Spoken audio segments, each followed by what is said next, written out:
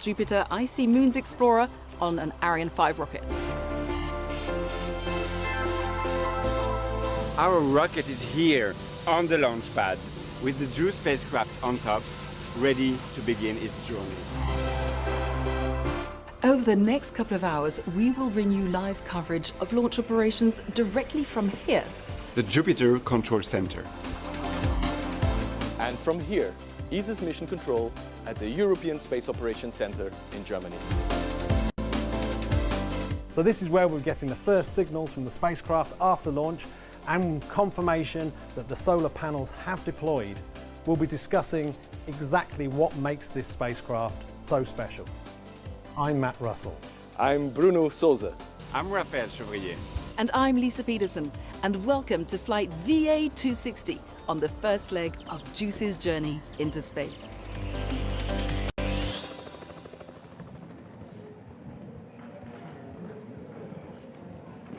Following yesterday's postponement due to bad weather, Ariane 5 is now ready for launch here at Europe's Spaceport in French Guiana. With her single passenger, the Jupiter Icy Moons Explorer, JUICE, safe and sound under the fairing. Liftoff is scheduled in just under half an hour. I'm right here in the aptly named Jupiter Mission Control Room. This is the nerve center of today's mission, and you can see here on the other side of this protective glass, which we call the fishbowl here in Kourou, you can see the teams working hard on the last preparations towards today's mission. Opposite me here, we have the partners, VIPs, and guests all comfortably seated and waiting for liftoff. And with me right here for an update, we have Stéphane Israël, CEO of Arianespace. Welcome, Stéphane. Good morning, please. Thank you very much. So we're back here together. So can you first of all maybe tell me, 24-hour delay, what was the reason for this delay yesterday? So very simple. The launcher was ready, JUICE was ready, the launch was ready, but the weather was not with us. You know, we have to monitor two risks. High altitude winds, and it was okay, but risk of lightning yesterday was a real risk with the cloud to monitor, and so we have made the decision not to lift off yesterday. But of course, as we always say, better be safe than sorry. JUICE can absolutely afford to wait another day under the fairing, not a problem. Yes, for sure, because you know that once we will have done our job after 27 minutes and once we will have orbited JUICE on an escape orbit, then it will be the start of an 8-year journey. So one day is nothing as compared to what we have ahead of us. We will monitor the weather now in the final minutes. The teams have worked all night. All is red up to now, so we are now... All is green up to now, sorry. And we can see it on the status quo, and we get some clapping here from the crowd. It's a part of emotion for such an important mission. It's going to bring us very good luck. Yes, absolutely. All is green. And so at 9:14, we will lift off. At 9:14, we'll lift off. Thank you so much, Stéphane, and fingers crossed, good luck for today. And we'll see you later. Thank you so much, Stéphane. And Stéphane is getting a round of applause in here in Jupiter. Of course, an emotion which is easy to understand, obviously, considering the conditions of yesterday's delay. But everything is fine, safe and sound under the fairing, as we said. So, as the teams working here in Jupiter Control, more than 7,000 kilometers away over the Atlantic at ESA's Mission Control Center in Darmstadt, Germany, we have the teams there who will take over control of the aircraft once it separates from the mothership. And we're going to go straight over and speak to them and hear how things are looking over there in Darmstadt. Over to you, Matt.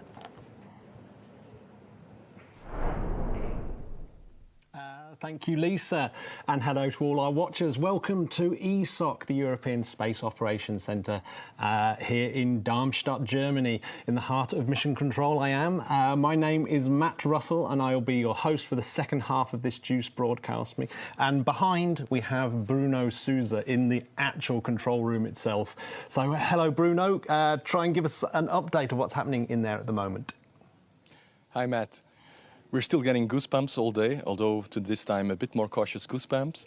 But we are ready to go. And in fact, just a few minutes ago, the flight director, Andrea Komatsu, just did the roll call and got to go from everybody here in the room. We have some footage of that, and we're going to replay it for you.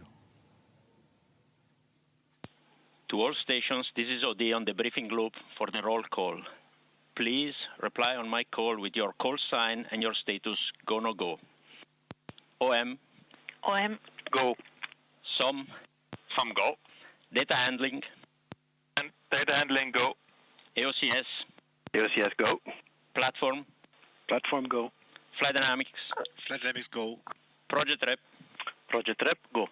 Project support. Project support, go. Softcode. Softcode, go. Software support. Software support, go. S-track. Extra, go. Scheduling. Scheduling, go.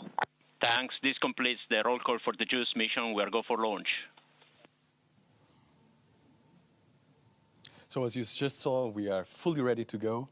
We're just waiting for that rocket to get off the launch pad. Thanks so much, Bruno. Well, we're running out of time here, so we're back over to you, Lisa, in Kourou, and massive good luck to you.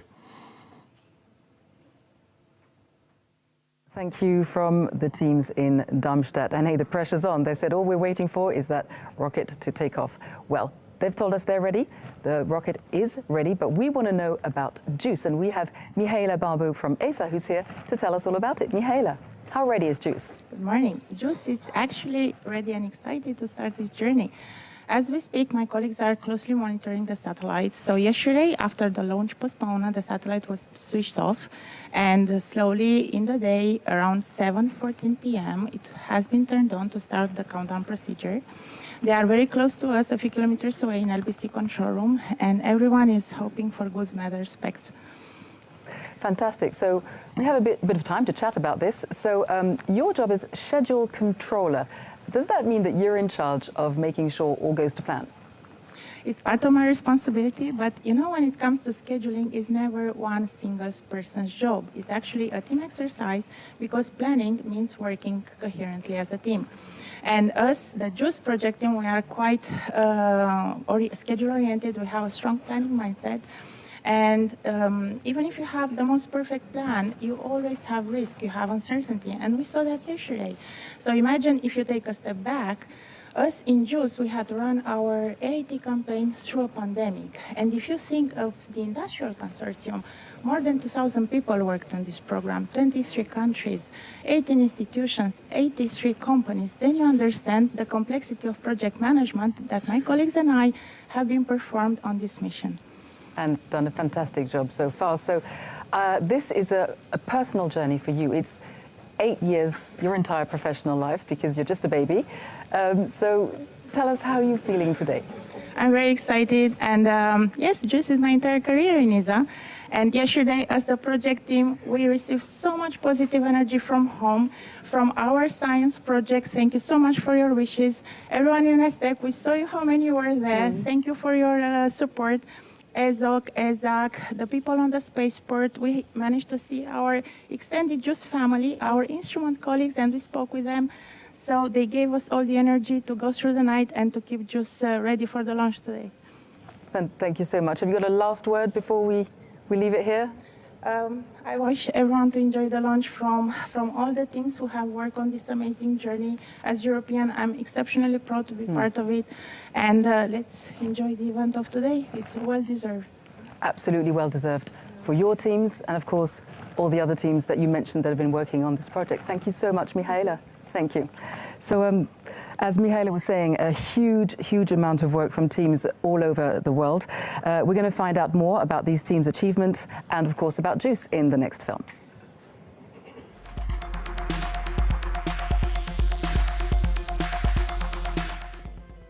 Jupiter, the largest planet in the solar system, is a place that holds many secrets. This fascinating gas giant planet and its intriguing moons have raised more questions than answers.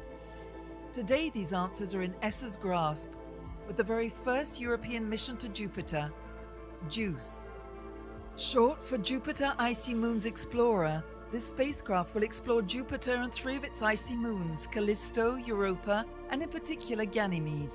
Developed and built by Airbus, JUICE's spacecraft is equipped with 10 top-of-the-line science instruments to explore the Jovian system and investigate whether some of its many environments may be suitable for the formation of life.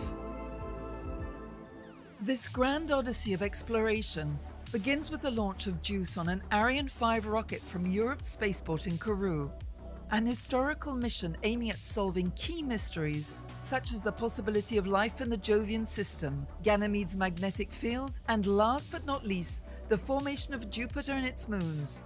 JUICE will also study Jupiter's complex weather, chemistry and climate in detail. It's a very fantastic mission from the scientific point of view. Very broad science, very interdisciplinary science. We would like to see whether around Jupiter there are places where life could have started. To explore that, we need to find a place with internal energy and with liquid water. And inside the icy moons, we have good reason to believe that there is in fact more liquid water there inside the surface than on our own Earth. JUICE is expected to arrive at Jupiter in 2031 and will then make its Jupiter tour and moon's flybys before orbiting Ganymede. This will be the first time a spacecraft orbits any moon other than our own. During its journey, JUICE will face many dangers such as Jupiter's intense radiation belts or its large gravitational pull, but these dangers will be worth it for the science that JUICE will uncover. The gas giant will reveal some of its many secrets in 2032 when the first data will be available. Watch this space.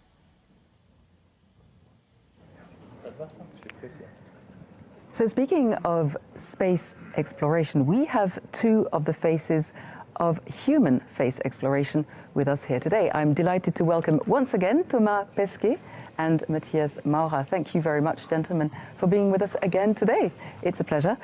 So we're seeing JUICE go up into space with these outstanding instruments. What is it about sending this kind of instrument, going out to space yourselves, that helps us back here on Earth? First question to you. Yeah, I think space exploration really in space ticks all the boxes. You've got all the short-term benefits, you know, the things that we all use, that we all have in our smartphones, the navigation, the weather report. And then you have the more medium-term, I would say, applications. The reason we know today about climate change, the reason we're in position to fight climate change is thanks to all the missions we send around the Earth and observing the Earth. So that's kind of the more medium terms.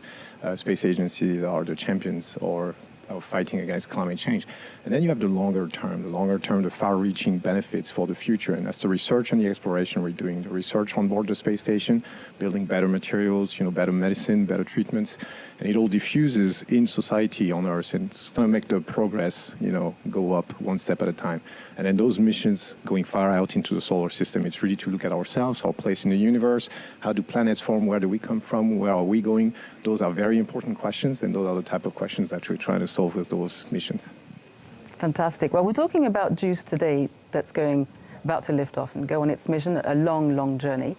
But what about human space exploration? What are the next destinations? Well, I think the next destination is very much the moon. I mean, the next big thing in space exploration, human space exploration, is the Artemis program. ESA has a big part to play in the Artemis program. We're providing the European service module to the Orion capsule. And that means one day we'll see European astronauts around the moon, on the moon. And so to prepare for this, we also have our robotic moon exploration. And then what we learn on the moon will put us in a position one day to go to Mars. And Mars is the twin sister of the Earth. That's where we learn a lot on ourselves. It had similar conditions. It has lost its atmosphere. Liquid water also has disappeared. Can it happen to us? You know, those are important questions. And that's why we'll go to Mars first with our probes, with our orbiters, and then one day with human exploration to Mars. That's the big prize money, the big goal, the big step. Fantastic. Wow. It makes you dream. But of course, what I would like to know from you, Matthias, is are you guys getting ready to take part in these adventures? Yes, so Thomas and I, we already flew to a low Earth orbit, and flying to the moon, we need to learn more, because on the moon you need geologists. So we need to go out in the field and learn how to talk with the geologist, how to be the hands and the eyes of the geologist once we're on the surface of the moon. And ESA already started this training for European astronauts some years ago. And so we see continuously European astronauts going out into the field, learning all these skills. But we also need to develop facilities where we can train European astronauts what to do on the moon. And so in Cologne, we will now have the moon training facility, which will enable to do all this training over there. And it will be so good that even hopefully the NASA astronauts will come over to train there, for their Artemis mission. So that's the big vision that we have. But it's not only learning for the moon. We also should also keep in focus that we have European astronauts flying to the ISS. Andy Mogensen is getting ready to fly later this year. And we just started a new astronaut class. They will be flying to the ISS, hopefully, and to whatever comes after the ISS. So do you imagine yourself taking off from here from the European spaceport here in French Guiana one day, Matthias? Yes, we are currently in times that are really like a revolution in space. And so Europe needs to step up. And one of the big missions that we have, we need to become sovereign, to become autonomous, also with access to space for Europeans from European soil. And I think French Guiana is the ideal place to send Europeans on a European rocket in a European capsule to space. It's our big dream. Thomas and I, we would love to fly together from here to low Earth orbit, but maybe even also in a European rocket further towards the moon. And you said you'd be happy to welcome your NASA friends as well. Absolutely. I mean, it's like we should not forget spaceflight is also a soft diplomacy power. And we will see very soon that China will invite foreign astronauts to fly to their space station. And so we Europeans, we are just learning that in these times it becomes more and more important to be on level field playing. And spaceflight definitely is also an important part in the diplomacy area. Huge thank you, Matthias. And we have with us Josef Aschbacher. You are the Director General of ESA. Thank you for joining us. So in a nutshell here, what we've been talking about is Europe's capabilities for independent launch. Are you going to make this happen? You have 15 seconds. It's not for me to make it happen. It's all the others to make it happen. But certainly we have been working very hard on it. We have consulted experts, independent experts, to help us giving advice what this would mean for Europe as a unity of all the countries, the inspiration we would give, the economic benefits, the geopolitical strength that would be portrayed through such an activity. So there's a lot of interesting facets, and you have just heard Matthias and Thomas talking about those because it's so important, and yes, we are working on it. But let's talk about JUICE because that's why we're here. Also another excellence where Europe is really good, and let's look how our satellites and our launches are doing. Thank you very much, gentlemen. Huge thank you. Thank you. And to talk about JUICE, I am joined by Raphaël Chevrier from Ariane Space. Raphaël is going to take us step by step all the way through every step of the mission. Raphaël. Hello, Liz. Hello. Welcome to Road to Space, and I'm going to let you take over from here and tell us what the next steps are. Yes, so this morning we are launching towards the east, where we benefit from the slingshot effect given by the rotation of the Earth. So the launcher performs a first pitch maneuver in order to get us into the right direction. And only 2 minutes and 17 seconds after liftoff, the two boosters have done their jobs of providing the main thrust, so we don't need them anymore, they are detached from the launcher. Shortly after that, the fairing, which protected the spacecraft from the environment of the launch, is also jettisoned as we have crossed the limits of the atmosphere. Once the launcher reaches an intermediate orbit, the main stage is cut off and separated. So then the upper stage takes over, which engine is going to power for about 16 minutes in order to raise speed and altitude and release juice on the targeted orbit. So, by the way, the little towers that you see on the motion picture, they represent a chain of telemetry stations that are receiving data from the Ariane 5 in real time all along the flight path. After some orientation maneuvers, JUICE is separated on a liberations orbit. It means that it will have the required speed to escape literally the gravitational pull of the Earth. Then this is almost the end of the mission from the launcher, as we still need to perform some disposal maneuvers of the upper stage, but JUICE is only beginning its journey.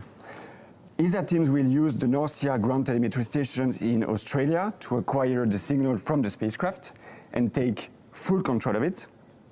1 hour and a half after liftoff, Joule will start deploying itself like a butterfly into space. First, it will unfold the large solar panels. Their total surface is 85 square meters. This is definitely bigger than my Parisian apartment. And then, in the following days, it will deploy its many antennas and probes. So the animation here doesn't depict the increasing altitude that JUICE is going to get, getting farther and farther from Earth on its way to its 8-year journey to Jupiter. Thank you so much, Raphael. It's all very clear. And actually, as Raphael was speaking, so you can see the pictures of Ariane on the launch pad. As Raphael was speaking, we hit the next milestone in our in the chronology, which is, of course, the -10 weather update. And yes. I'm looking at the board. All is green. I All have is green right had anything now. in my earpiece. I don't see anyone picking up a mic.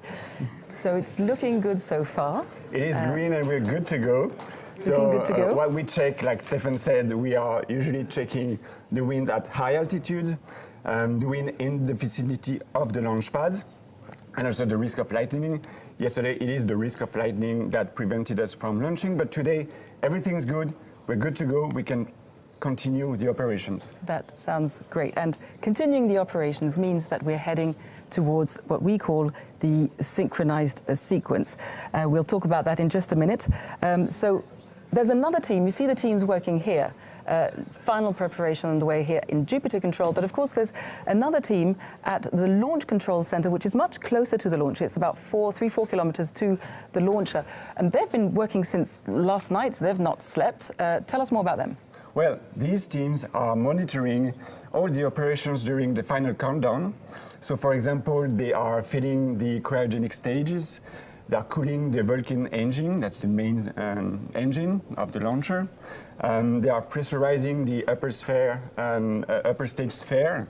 This is them hard at work in the morning. Exactly, and I think the images were shot this morning actually. And so it's all these operations that are leading us to the start of the synchronized sequence. So what is this synchronized sequence, Raphael? Well, it's a real crucial step. You have 30 seconds. Yeah, so I'm going to make it very quick. It's basically a succession of operations aimed at giving more and more autonomy to the launcher and to set it in its flight configuration. Yeah, because 30 it's seconds. an irreversible. Once we've started the synchronized sequence, we can't go back. No, so we are going. Absolutely. And we're going to now wait and hear. À tous de DDO, attention pour le début de la séquence finale lanceur. Top H0 -7 minutes. So there we heard it from the DDO, who is the Range Operations Manager. We'll talk about him in a minute. And he's just announced the start of the synchronized sequence. Just a quick question, why does it have to happen at -7? We were just saying. Well, I mean, this is obviously not a magic number. This is just the time for all these last minute operations to be performed. For example, we are topping up and pressurizing the tanks. We switch the power supply from ground to board, and only then the launcher is going to be fully awakened for launch. Fantastic. For those who are joining us, we are 6 minutes and 20 seconds to liftoff of Ariane 5, carrying JUICE on the first leg of its journey into space and towards Jupiter. As Raphael was saying, Ariane, we were talking about this earlier, Ariane normally launches 2 passengers, but this time it's a single passenger. So can you just go quickly into what difference that makes for the launcher? Oh, for the launcher, this is a very precious passenger, but for the launcher, it remains exactly the same. You have the 2 lateral boosters, you have the main stage, you have the upper stage, 1 fairing. We are also launching towards the east, which is the same direction as for standard telecommunication satellites. Only the final destination is a bit different. This is Jupiter. It is the last time that we performed such a single configuration. One of the last time was for launching the Space Telescope James Webb. Let's hope today is going to be as flawless and smooth. Absolutely. And let's quickly now go into the film and have a look at the last couple of months of launch preparations. 4 months ago, key elements of the Ariane 5 rocket arrived by boat on the coast of Kourou. They were carefully transferred to Europe's Spaceport in large containers. These elements were then assembled in a dedicated building. Here we see the main core being placed into a vertical position, standing 31 meters high. The 2 solid boosters were attached to either side of the main stage. This was followed by the upper cryogenic stage, hoisted into the air and lowered onto the main stage. The whole assembly was then moved to the so-called final assembly building. JUICE arrived last February by plane in Cayenne, the main city of French Guiana. It then traveled an additional 50 kilometers to the spaceport for preparation. There, the spacecraft was removed from its container and carefully inspected in clean room facilities.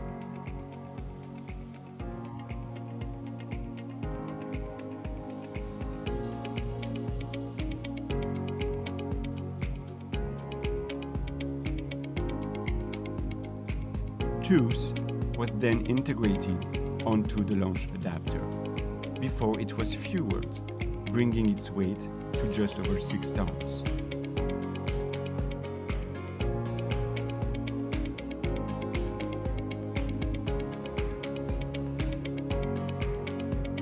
The spacecraft was transferred to the final assembly building and mated on top of Ariane 5, some 35 meters above the ground.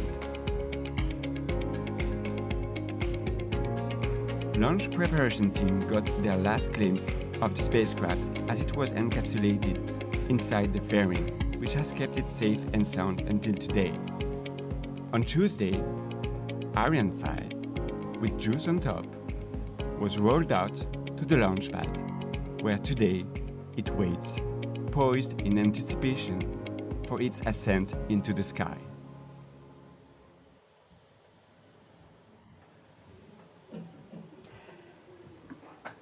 So, our passenger is sitting safe and sound, tucked under the fairing, as you can see, waiting for liftoff in just over 2 minutes.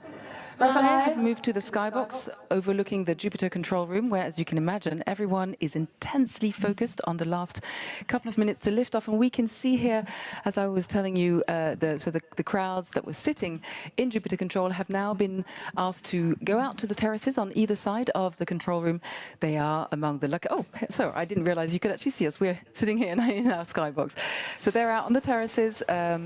And they will be the lucky ones who'll be able to see and also feel that launch, because trust me, you feel it. What are we going to see in the last few seconds before liftoff, Raphael? Well, everything is going to happen quite quickly. So, like I said, the electrical power supplies switch from ground to board.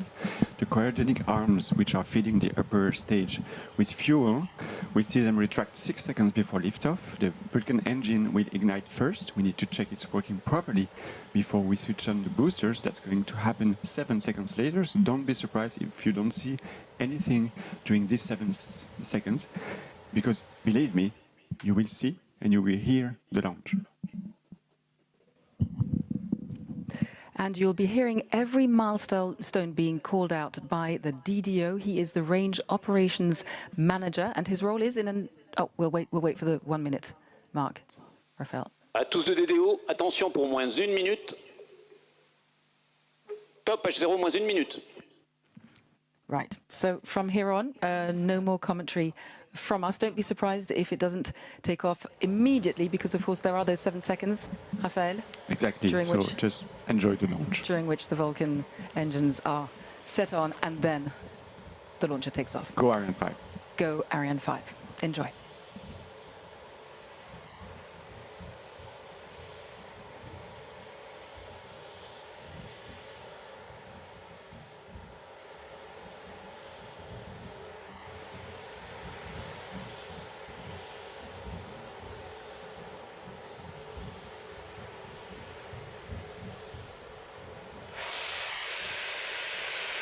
À tous de DDO, attention pour le décompte final.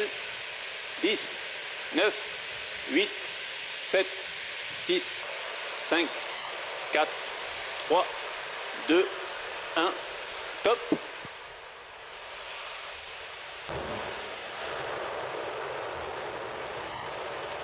Allumage Vulcain. Allumage AP, décollage.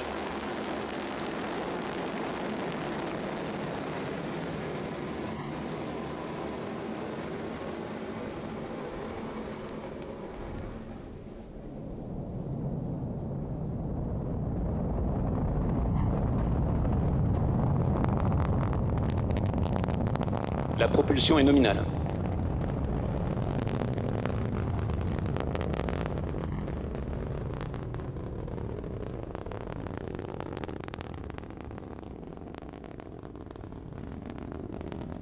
La propulsion est nominale.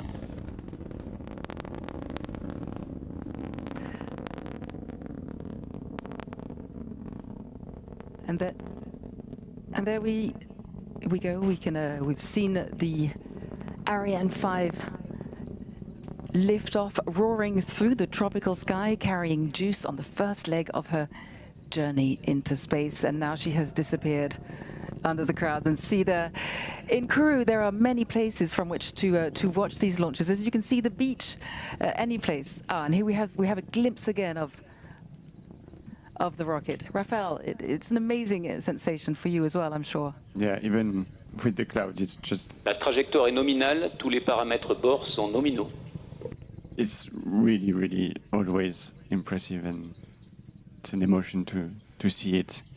So the DDO said that the trajectory is nominal, which means that it's working perfectly, it's going as planned. La propulsion est nominale, le pilotage est calme. And in fact, just to sum up what the DDO does in 3 words, his responsibility, he's the person who calls out every milestone along the way, and he's in charge of providing information on propulsion, guidance, and trajectory. Exactly, he's like an orchestra conductor, gathering all the informations and summarizing it in real time, and soon we'll have booster separation. We're waiting for confirmation from the DDO. Séparation des EAP. So the boosters have been safely separated. This is great. They have provided 90% of the overall thrust of the flight, so they're doing the main job. And then soon we'll have the separation of the fairing. And by the way, you see a special drawing on the fairing right here. Children around the world will ask to submit artwork La trajectoire est nominale. Inspired by Juice's epic journey, and on this fairing, we see one child's interpretation of Jupiter embracing our spacecraft. Everything is nominal. Tous les paramètres bord sont nominaux. All parameters are going smoothly. And there we have it. We've seen it in our 3D Séparation preuve confirmée. and we've just heard it from the DDO. Confirmed. So the fairing was used to protect the satellites from the friction of the air, but also from the noise generated during the ascent phase. We obviously need to safely separate the fairing, otherwise we would not be able to release Juice into space. It also means that we have crossed the limit of the atmosphere. So Juice is on its way to be separated in about 24 minutes from now.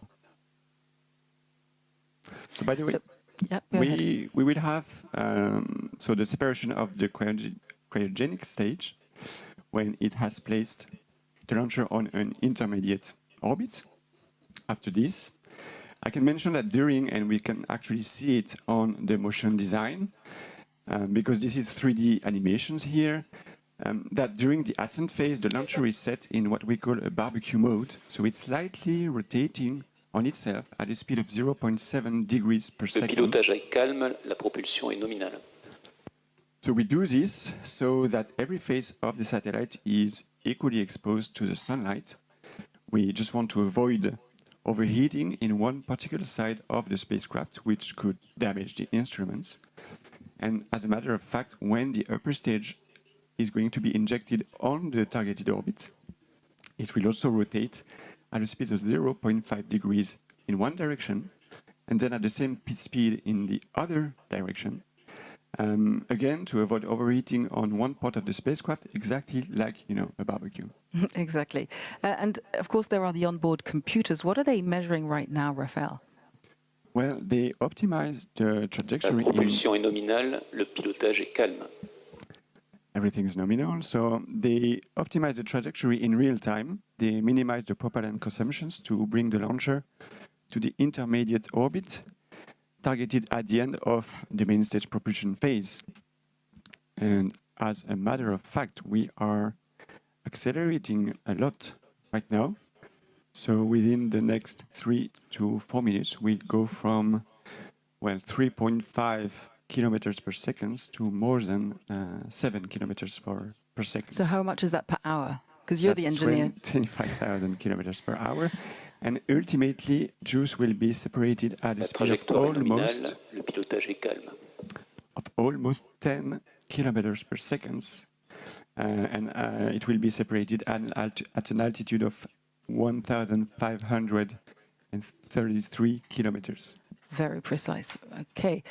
So the next milestone we are now waiting for, and we'll be hearing this again from the DDO, is the acquisition by our downrange station of Natal. That is located in on an island in the middle of the Atlantic. I'll just wait and hear that from the DDO.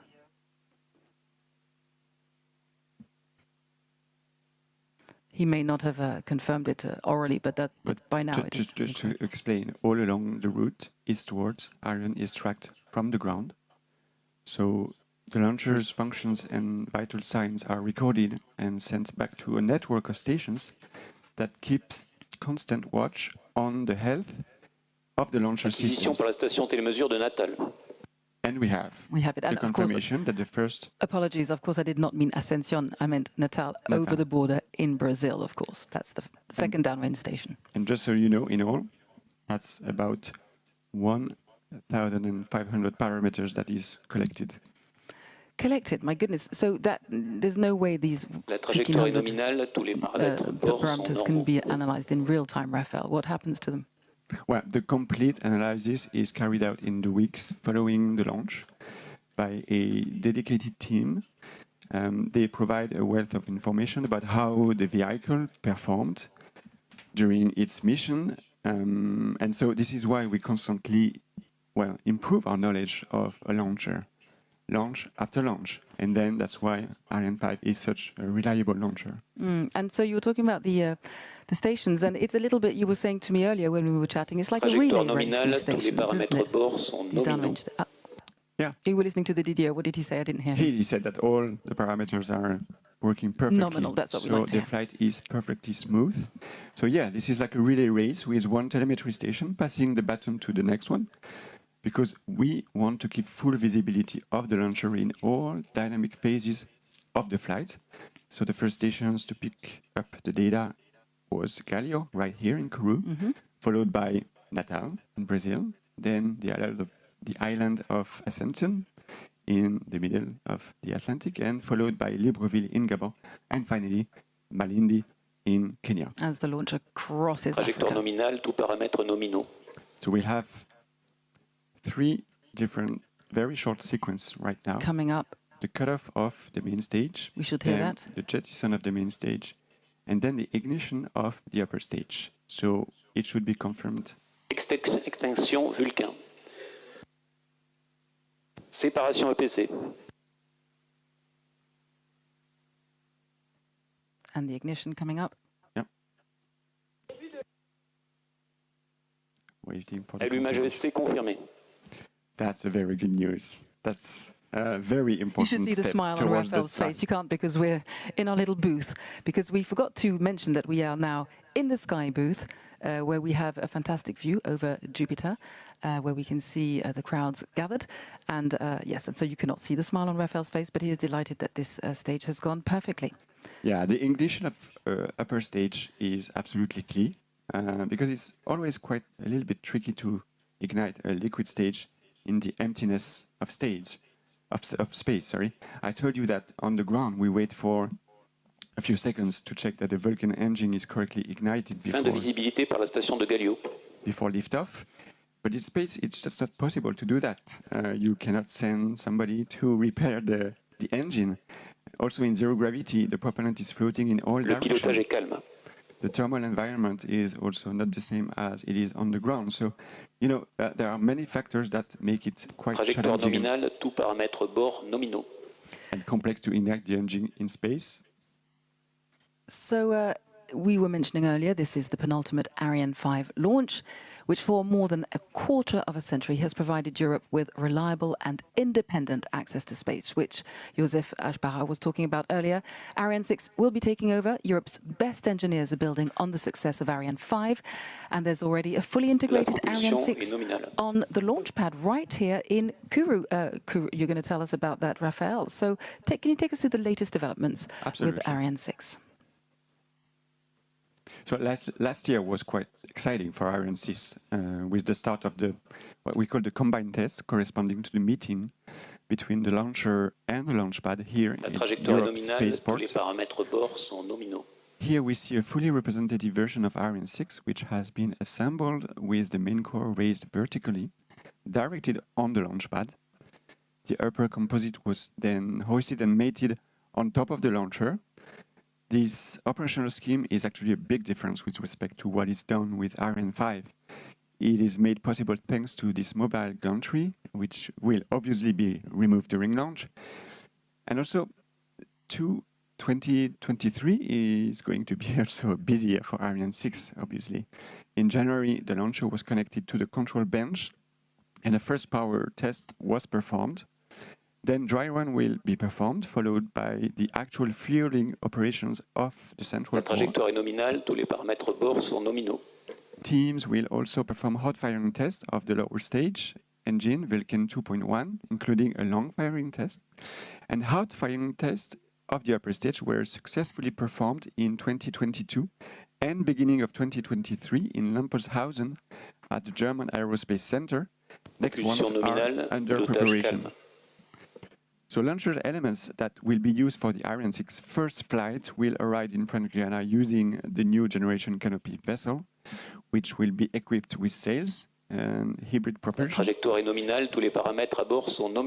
So that we can start the first real launch campaign of Ariane 6. And so today, the prototype of Ariane 6, stands on the launch pad, ready to continue the combined test. So good luck for this very ambitious and incredible program.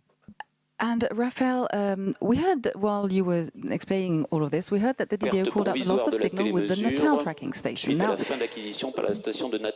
there we go. And we didn't hear that it had been picked up by the next station. Is that normal? It is perfectly normal to have short visibility holes during non-dynamic phases of the launch. In this case, we have no visibility for just 63 seconds before the Ascension ground station picks the signal back. So this should come in any seconds now. Acquisition de la télémesure par la station d'Ascension. Your timing is perfect. Confirmed.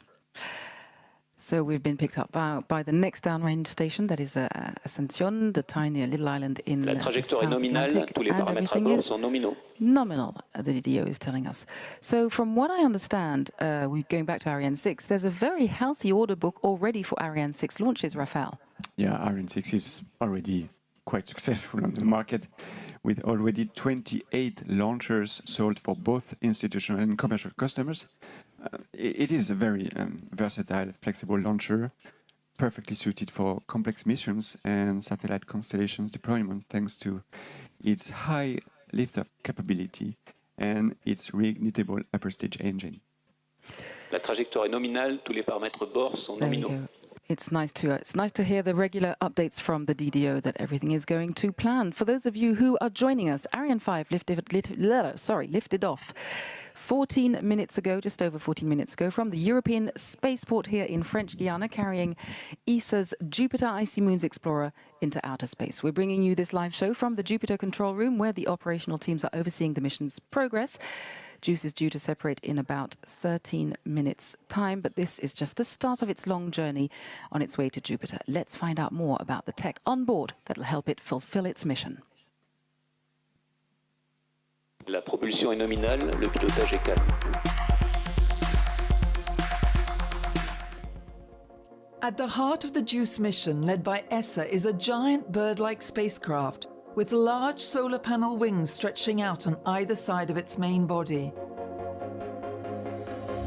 With a mass of 6,100 kilos at launch, JUICE is a heavy spacecraft La carrying trajectoire 10 nominale. high-precision instruments, including the most powerful remote sensing, geophysical and in-situ payloads ever flown to the outer solar system. Building a spacecraft which has to fly around Jupiter is a challenge. To operate a spacecraft, you need energy, you need power.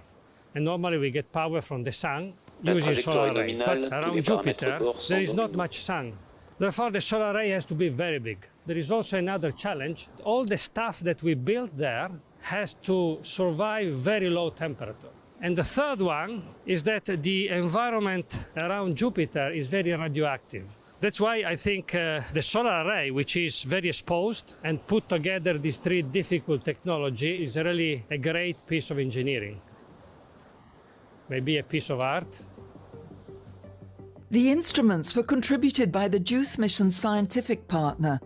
The spacecraft was developed and built by Airbus, and Ariane Group's Savoir-Faire equipped JUICE with the chemical propulsion system that will drive it to Jupiter and its icy moons on an 8-year cruise. We will provide the propulsion system for JUICE, which ensures that after leaving the launcher, it arrives correctly at Jupiter's moon and can work properly there. It's a fascinating thing, especially because the technical requirements of such a long journey, with so many constraints to consider, challenge each of us in a unique way. Engineers have devised advanced technological solutions so that JUICE can operate in extreme environments, face Jupiter's high radiation belt, the long distance and harsh temperatures. Its 2.5-meter diameter antenna will send the data JUICE collects back to mission control, although it can take close to an hour to travel to Earth. The European mission JUICE is going to be a real revolution. Its collection of valuable data will be used by scientists for years to come and help unlock some of the greatest mysteries of the universe.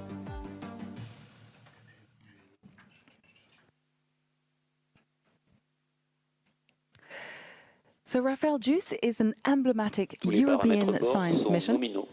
So what is it about this particular mission that inspires you as a rocket scientist? Well, dream. And dream has always been a very strong driving force. Acquisition par la station télémesure de Libreville. For me, but also for, I think, everybody who works in the space industry. And, if we go on a more personal note, actually, before working at Arianespace, many years ago already in my life as a space writer, I remember that one of my first real article I wrote was about Jupiter's icy moon and the preparation of the JUICE mission with a focus on the moon Europa. And you can imagine that I would have never thought back then that I would be here standing at Kourou Spaceport in the Jupiter room to comment on its deployment into space. And I think I'm not mistaken when I say that all my colleagues are inspired by such emblematic mission. It really gives us an extra boost each time. And especially when it comes to a mission aimed at looking for signs of life. That is just something else. It's difficult to actually fathom. Can you, I mean, yeah, the ambition of JUICE, and it's a very complex mission, by the way. La propulsion est nominale, le pilotage est calme. So everything is nominal, but thinking that one probe is going to be around the moons of Jupiter, which are unexplored worlds with oceans of liquid water under the ice surface. La trajectoire est nominale, tous les paramètres bord sont nominaux.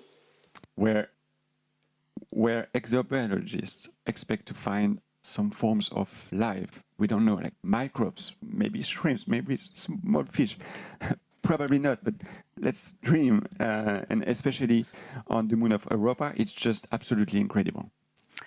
Indeed, Raphael, hundreds of professionals in Europe are working on this crucial mission. We met some of them earlier, and as we know, it takes a whole family to put such an expedition together. So let's hear from some of the partners of this mission.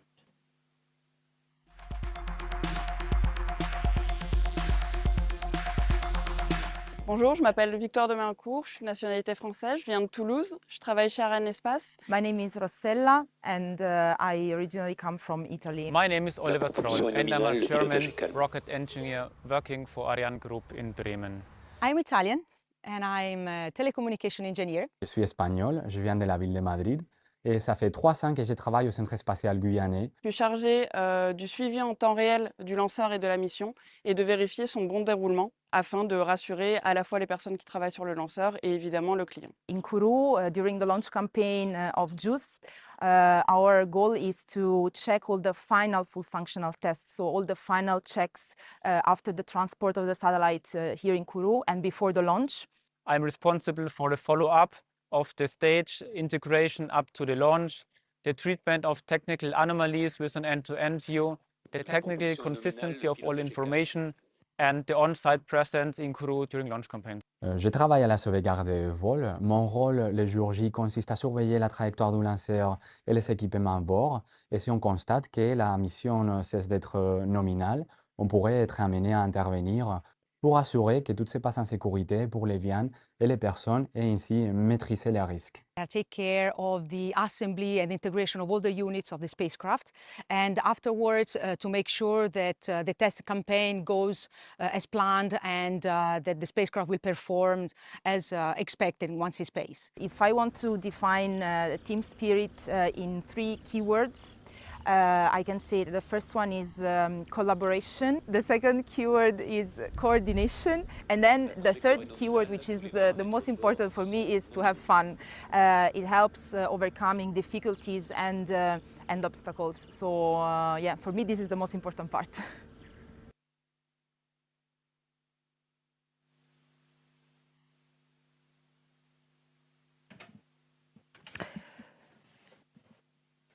So we are coming up to coming up to 22 minutes after liftoff, which means that in just over 5 minutes, JUICE will be separating from the mothership and starting its own life in space. Raphael, can you give us an update on where we're at right now? So everything is working perfectly. Acquisition par la station télémesure de Malindi. So we have the Malindi telemetry station acquisition. So in the past 5 minutes, we went from 190 kilometers to more than 500 kilometers of altitude. So it now has a speed of 9.6 kilometers per second, which is absolutely gigantic. It is almost the speed at which JUICE will be separated into space. During the next 5 minutes, we'll increase altitude even faster. We'll gain an additional 1,000 kilometers in altitude. And by the way, the weight of our structure right now is 14 tons about, only 2% of the initial mass of the Ariane 5 when it was on the ground. That is just unbelievable, 2%. Ariane 5 typically launches geostationary transfer orbit launches. So here we're sending JUICE obviously much, much farther on an escape orbit. How is this different? How does it differ, for example, from launching a telecom satellite, which are many of the satellites that are launched with Ariane 5? Well, the energy to provide to the spacecraft by the launcher is higher. It needs to escape the gravitational pull of the Earth. Also for geostationary launches, we usually have a launch window of typically 30 minutes to 1 hour and a half, let's say, during which we can try and launch. And today's mission is sort of a rendezvous mission. And there was no launch window. It was what we call an instant launch. So we had to launch an exact time. So this is why everything has to go smoothly, even the weather before launching. Also, geo launches to the geostationary orbit usually happen in the evening. Today we launched in the morning, meaning that the team have been working all night during the final countdown. And also, we had to slightly adapt the filling of the tanks of the upper stage with cryogenic propellant, as the launcher was exposed to the sun since early morning, 6 a.m. So the sun heats and increases the pressure of the tanks, so we had to slightly underload it by 120 tons, which is kilos, sorry. So how is it this mission in itself different in terms of preparation? Well, we needed to take extra care in terms of cleanliness, because before leaving the Earth, we want to know exactly what kind of biological material JUICE takes with it. In French Guiana, there were several institutes which took samples from JUICE in the various satellite preparation rooms. Of course, most of the microbes will be sterilized in space, watched out by space radiations, but some can survive. Here we see on the image His Majesty the King of Belgium and His Royal Highness Prince Gabriel, who... And they are here as VIP guests because Belgium has contributed rather importantly towards preparations for JUICE. So we were talking about, we were looking at the difference in preparation, weren't we? The second main difference is that, you know, JUICE will perform very precise magnetic field measurements around Ganymede, the moon of Jupiter. And we had to measure many times the magnetic environment of JUICE during the launch campaign on the ground to make sure that in space it will measure only the magnetic environment of Ganymede and not its own magnetic field. Because it has a very, very strong magnetic field, of course. Exactly. Okay, and so in a nutshell, looking at the time, we actually have, I haven't heard it from the DDO, did you? So right now, we are in the stage where the upper stage is performing slight orientation maneuvers to separate the spacecraft in a very specific direction. It's important to do so on time in a very precise way, as it will really drive the satellite injection accuracy and have an impact on the rest of the spacecraft's lifetime in space. Just to give you an idea, in end of May, JUICE will perform what we call a trajectory correction maneuver. And so the better the injection precision, the less important the maneuver is going to be, meaning that JUICE will be able to save its precious fuel for the rest of the mission. And Raphael, we are 30 seconds away from separation. What are we going to see exactly? And then we'll stop the commentary and wait for the moment. In a nutshell? Well, let me remind you that this is 3D animation here, but the teams are receiving signals and information in real time, and it is them who will confirm the separation of JUICE on its liberation orbit.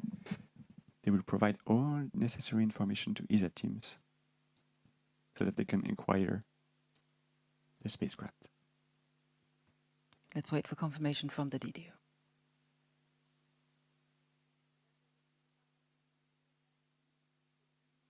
Séparation JUICE confirmée. And this has been confirmed that the spacecraft is safely separated on its targeted orbit. And you can see on the images the relief from the teams.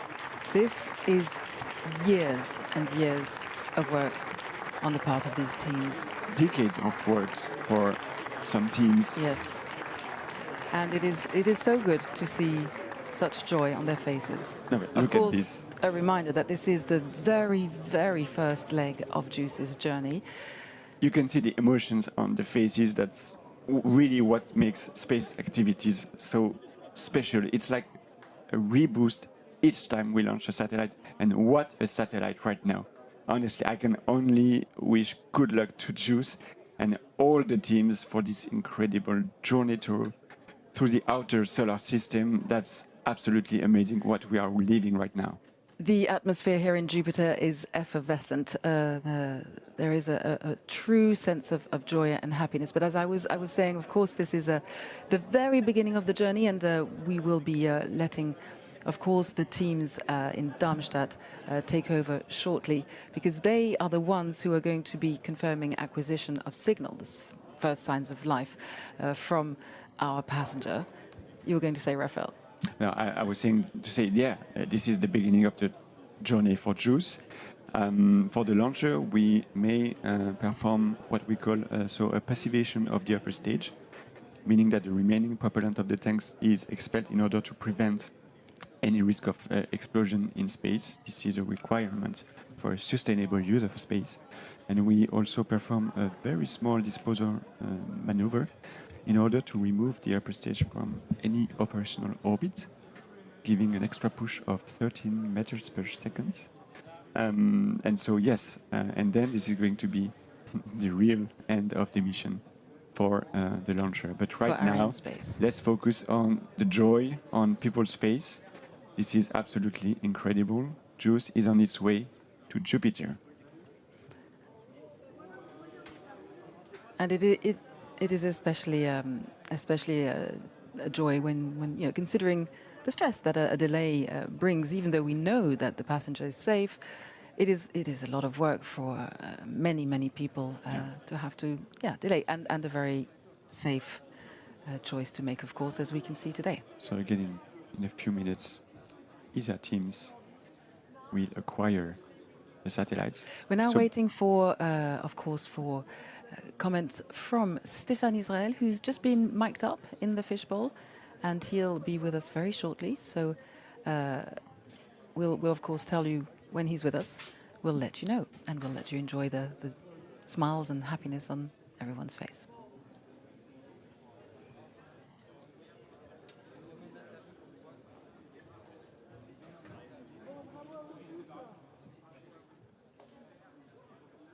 And here we have Stéphane, who is mic'd up and ready. Stéphane Israël, over to you.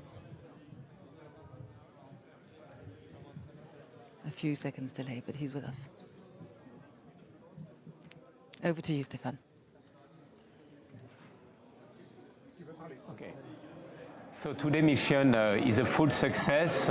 Team Europe has perfectly delivered. I really want to pay our tribute to all the teams who have made this success possible. Ariane Space and Ariane Group team for sure, all the supply chain, ESA, our customer, and Airbus Defence and Space, who is the JUICE manufacturer. It's really the success of Team Europe today, with the support as well for sure of CNES here on the Spaceport, and with the design authority of Ariane 5. It is absolutely perfect launch today, and it is now the start of a journey for JUICE, 8 years journey. Thank you very much, Stéphane Israël, Ariane Space CEO. So our teams are now going to, at ESOC, are now going to be taking over from here. So we're going to hand over to them in Mission Control, ESA Mission Control in Darmstadt. Over to you, Matt. Thank you very much, Lisa. So welcome back to everyone. We are standing in the heart of the European Space Operations Centre, ESOC, a facility in Darmstadt. And this is the mission control room right behind me, the main one. We've got a couple of major milestone events coming up. In less than 5 minutes, we hope to get the first acquisition of signal. That's where we actually talk to the spacecraft itself. And that gets picked up by an ESA ground station. There'll be an icon on the screen that signifies that, and that's a huge satellite dish. And in about an hour, we should then have the final and next key milestone, which is the deployment of JUICE's enormous solar panels. So I'm going to be talking to loads of mission scientists and engineers on this mission. And if you're watching and have questions, then you can ask them. You can go onto social media and go to #AskESA, and we will pick them up, and I'll try and get those questions answered. I'm super lucky, and we're all really super excited as well. This has been an amazing day after yesterday's disappointment. For the next half hour, I've got Deputy Flight Director Bruno Souza, who's standing there in the heart of the operation. So, Bruno, how is it looking there in the nerve centre right now? Well, what a beautiful flight. What a beautiful flight from Ariane 5. Everybody's quite excited, but now starts the hard part. The next major critical milestone we have is called acquisition of signal. We will expect to hear from the spacecraft from our ground station at New Norcia in Australia. If you see behind me, there is a plot over there on the screen. If this was a hospital and the satellite was our patient, that would be the electrocardiogram. And what we want to see there is a nice, beautiful shape, should resemble the Himalayas with a Everest in the middle. That indicates the satellite is alive and healthy. If we only see the Kilimanjaro, we'll have some work to do. If we don't see anything at all, we'll just have to be patient and wait for it to come. It will come for sure. So now starts the hard part. The teams will start working. Pay attention to the acquisition of signal coming up at any minute. So much has happened already. As you can see on the bottom of your screen, with 4 icons representing major milestones in the launch today. We've made it through the first 2, which is unbelievably exciting. Launch and separation of juice. Well done to those teams. The next one you can see is the ground station, big satellite dish, which is our acquisition of signal icon, and the solar array deployment icon is that final one. As you can see, I've got a new guest here, the first of our guests, Angela Dietz. So I've been watching you working in the control room, so you've come off a night shift, is that right? Not yet. We started at 6 o'clock in the morning. That's okay. A night shift. That's a night shift as far as I'm concerned. It's the second time we did it, and everything worked well. And yes, we launched. It's amazing. And in about a minute, we actually might see the acquisition of signal already. So it might be already coming up now. It's not guaranteed. There could be also delays if the spacecraft has a certain spin from the separation from the launcher. In fact, we've got this little picture here. What sort of thing are we expecting to see? Yeah, so like Bruno was explaining a bit like a mountain in the middle. Yeah, so this is the frequency band the ground station is listening to. So it's pointed at JUICE, where JUICE is supposed to be, and the communication system on the spacecraft was already started, so it's already transmitting data. But here we wait for the spacecraft actually to come over the horizon, so to arrive, to be seen from the ground station. So have we got a small window where we can see this, or how big's the window where we can actually see this acquisition Well, of first signal? time would be actually now, but it could be delayed up to 40 minutes. So really depends how the spacecraft is moving. If it's a little bit tumbling, the spacecraft will first do an acquisition and stabilize the attitude. Okay, right. We're just coming up to this acquisition window, so I'm going to go over to Bruno in the control room and see if we can see what's happening. We just have to be patient. The signal is not there yet. At any moment now, it will appear. Actually, I will not bother you describing it too much. Just stay with me and watch that signal until it pops up with the signal of our spacecraft.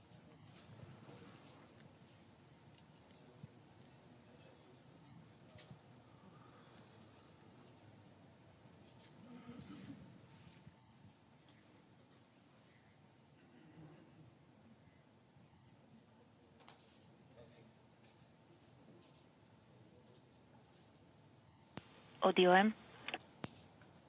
OMOD.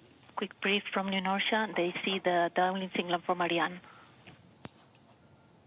Copy. So it's about seconds or minutes that we will see JUICE.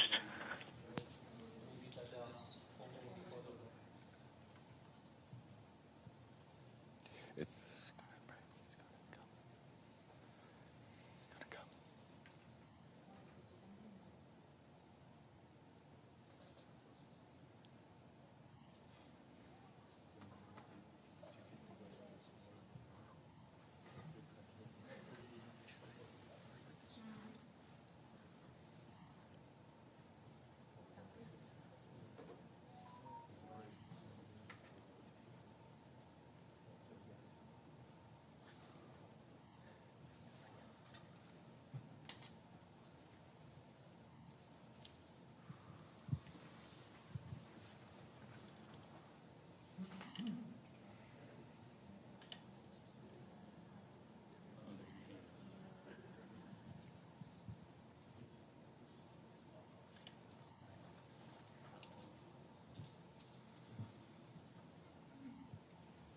Copy that. Just stand by.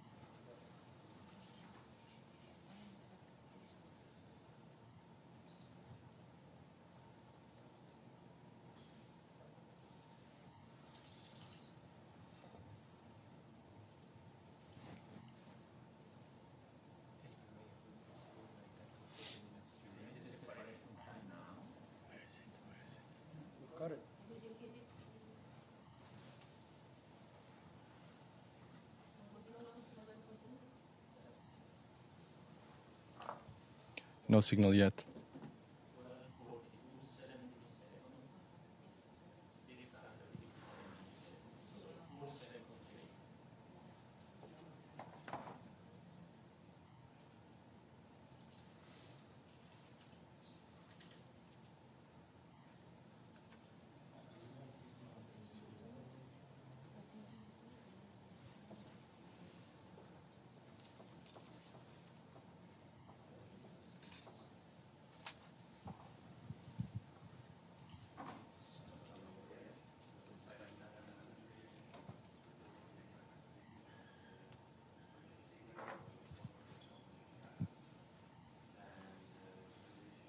La dernière manœuvre d'orientation de l'étage supérieur se poursuit de manière nominale.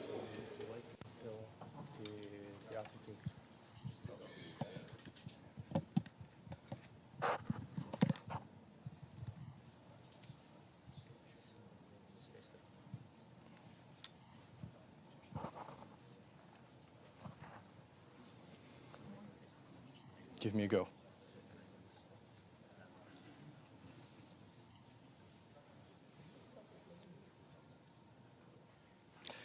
We still don't have acquisition of signal at this point.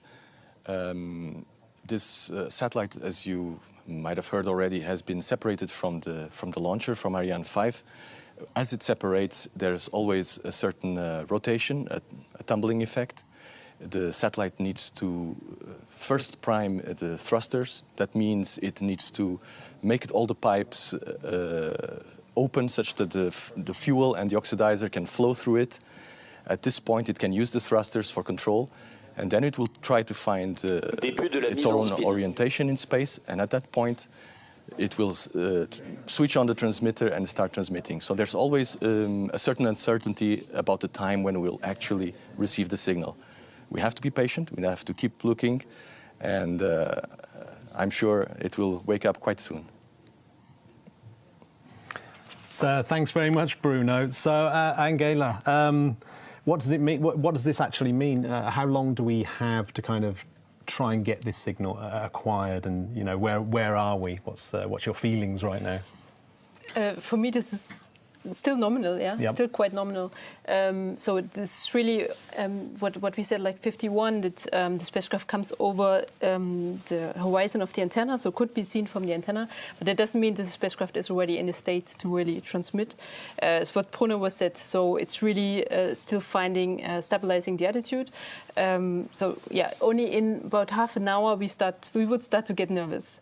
So from this point on, it's still nominal for our point of view. And if it is tumbling and the spacecraft itself does its own kind of trying to work itself out, and that obviously there's millions of different scenarios, I'm assuming, of how it does that. So is that why there might be this delay in terms of how it works itself out? Yeah, there's some studies, some investigations that have been done, how much the tumbling could be, and yeah, it could be worst case. Yeah, just taking this time. Okay, well, thanks very much.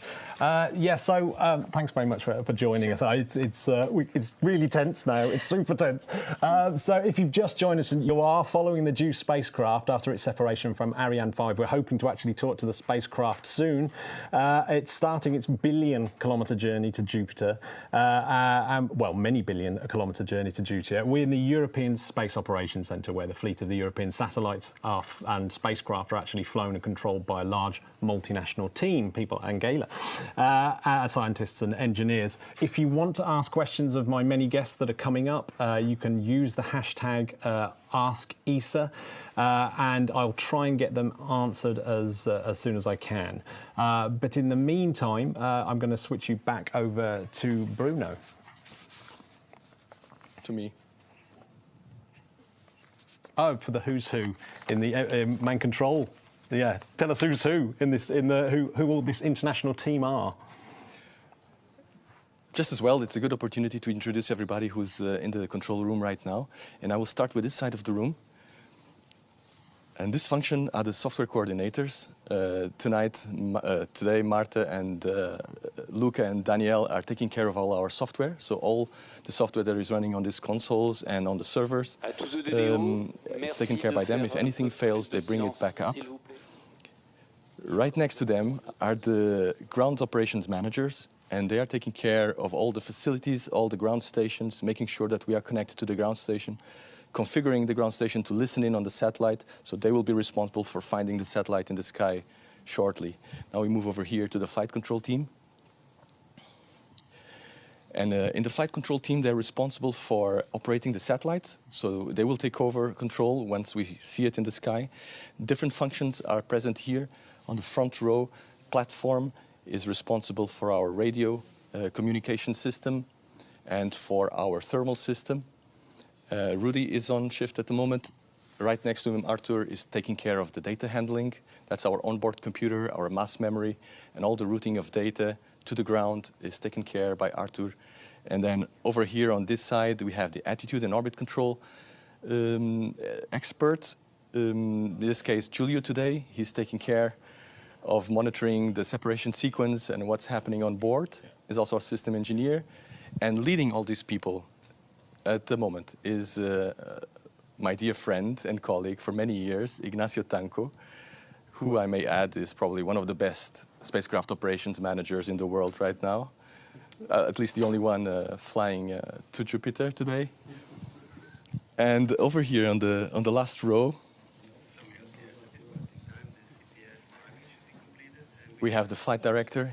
He's also on this side of the ocean, orchestrating, like a maestro, all the teams that are now working towards a successful mission for JUICE. And next to him, we have project support, the project representative. They have been working on the development of JUICE for many years, and they have been managing the program, and now they are finally seeing the fruit of their long years of work. And they are also our interface to the Airbus team that built the satellite, and they're sitting in the room behind this wall, providing us all the support that we need. Back to you, Matt. Thanks very much, Bruno. Right, always absolutely amazing to have Bruno's expertise on the floor and just all those amazing people. What an absolutely awesome team they are. So if you've just joined us, we're live in Germany, here in the heart of the control centre, where the European fleet of satellites and spacecraft are indeed flown, as we've just seen. You can join in at home and send in your questions at #AskESA. So right now, we're trying to talk to the spacecraft, and that is done with a ground station called New Norcia, which is actually in Australia. And amazingly, we're going to be able to speak to the manager of New Norcia, Susie Jackson, all the way the other side of the world. We've got to go right the way through the world to get there. Yeah, let's go there right now. Hello, Susie. So right behind you, I can see an enormous dish that looks very much like our acquisition of signal icon. G'day. Is that the one that we're actually going to be using to try and talk to the JUICE spacecraft?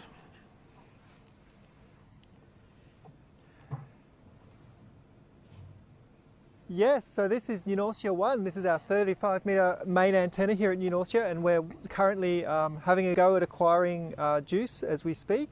As you can see, we're up a little ways away from the horizon already, so the spacecraft is up in the sky here.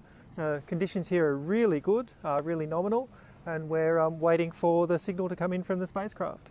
So that does look like an enormous dish. Does that track it straight away, or is there another dish that sort of can move faster and get a hold of the spacecraft before this massive, enormous dish does?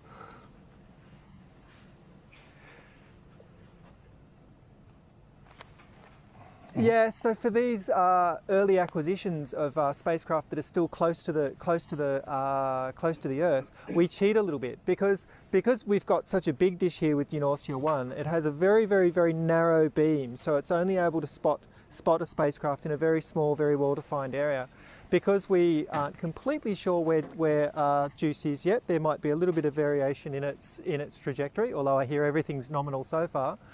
We use a smaller antenna, which is up behind me on the hill, called New Norcia 2, and that's a 4.5-metre antenna, and it has a beam width that's close to 10 times as big, so it's about half a degree.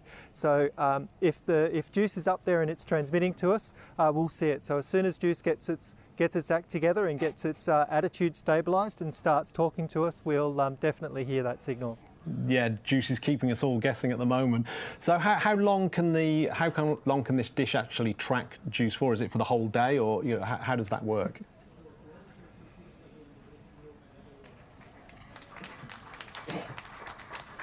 Yeah, so our nominal mission tonight will be about 7 hours from AOS right the way through to what we call LOS, loss of signal. So we'll track up into the sky up to about 50 degrees, and then while we're doing that, JUICE is moving away from the planet, and the planet's rotating underneath JUICE. So it'll actually come up, and rather than going over the other side like a normal satellite that's in Earth's orbit would do, it'll actually go up and then come back down as the spacecraft moves away and as the Earth rotates underneath. So we'll see, if you're still watching in 7 hours, which I'm sure you won't, we'll see the antenna set again, pretty much back where we came from.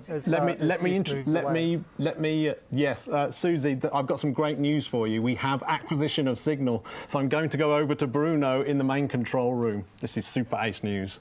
Wow, wow. What can I say? These are the words that every spacecraft operations engineer wants to hear. And Andrea Komatsu just said them to us. He said, we have acquisition of signal. The spacecraft is transmitting telemetry. It's flowing into our systems. Everybody's super excited, super happy. Well, it's a lot of work from now onwards, and we have to keep on going. So we'll keep reporting back how we're doing. First of all, we've reached a fantastic milestone. The spacecraft is alive. You start seeing Mount Everest popping up there in the plot right now. The telemetry is flowing and nominal. We will now start checking every subsystem to make sure that everything is healthy after this crazy ride into space. And then we'll report back to tell you how we're doing. Back to you, Matt. Thanks so much, Bruno. I mean, I think it's actually made it more exciting, yes. Now, don't forget, you can get involved at home and ask questions. And we are on a roller coaster, so we've just hit our first of our milestones. We've got one more really big one coming up. So if you fancy joining in, asking questions, then please do send in your facts. So I'm going to be joined in a second after I show you a video about how exciting this whole journey has been for mankind, getting here to send a spacecraft off to Jupiter. And so we're going to play you a little video now, and I'm going to take you back in time. We're going to go back, far back in time.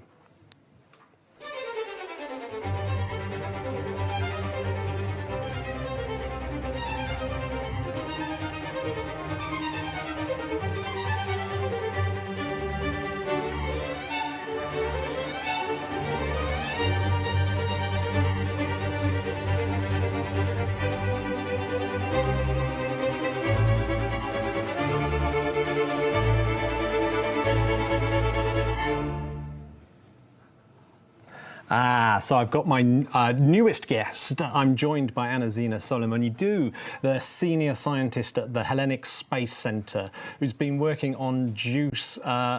Welcome to the show. Thank you. So we just saw a video that went back to the moment where Galileo saw Jupiter with his own eyeballs. I mean, this is incredible. So tell us why Jupiter is just so fascinating. Well, Jupiter has countless fascinating facts. There's so many things to tell about Jupiter, right? First of all, it's the largest planet of our solar system. It's really massive. It's similar to a star, but it never got big enough in order to start burning. So compared to Earth, it's more than 300 times more massive than Earth is. Pretty big. Mm-hmm. And in fact, it's actually 2.5 times more massive than any other planet of our solar system combined. So that's about size, right? Then it has very big storms, like the red giant spot that we have on Jupiter, that it's been there for hundreds of years, and it's covered also with clouds that they're like 50 kilometers thick. So you can imagine about the size, right, and what we're talking about. It also has rings. We don't know that much, about Jupiter's rings compared to what we know about Saturn, for instance, but they're there. It's just they're a little bit fainter, yeah. It has been observed by 8 different spacecrafts throughout the time, and of course it has the most moons than any other planet of our solar system. So we count 95 moons up to today, and some of them, the Galilean moons, are so interesting and so important that we're sending a mission to go there and look at them, a dedicated one. We've had this picture up on the screen. Is this the sort of thing that Galileo might have seen through his telescope? Well, I can imagine that he didn't see that precisely. It was something fainter and more blurry. But, you know, he saw something. So that was very important. Yeah, so when he first looked at Jupiter, did he actually see the moons when he first saw it, or did he have to sort of adapt his optics and get better and better actually being a telescope maker? Exactly, yeah. So while Jupiter was known since the ancient times, Galileo was the first one in 1610 that made a detailed observation of the planet. And because he made some improvements to his small telescope, he was able to observe more distinctly some bodies, and that's how he was able to observe the Galilean satellites. So we're talking about Io, Europa, Ganymede, and Callisto. So, yeah, and in a sense, Jupiter is going to try to do the same if we think about it. Yeah.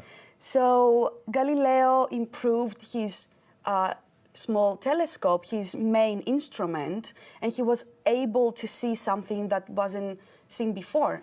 So now with JUICE, we're going back with state-of-the-art, new and unique instruments to improve what we've seen before with previous missions. So in a sense, JUICE is going to significantly enhance our knowledge and push further the capabilities of previous missions and previous observations. So yeah, these Galilean moons, as you said, is so synonymous with Jupiter.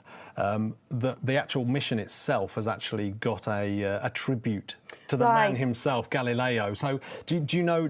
Can you tell us just a little bit about that tribute? Yeah, there's a plaque that is mounted on the spacecraft.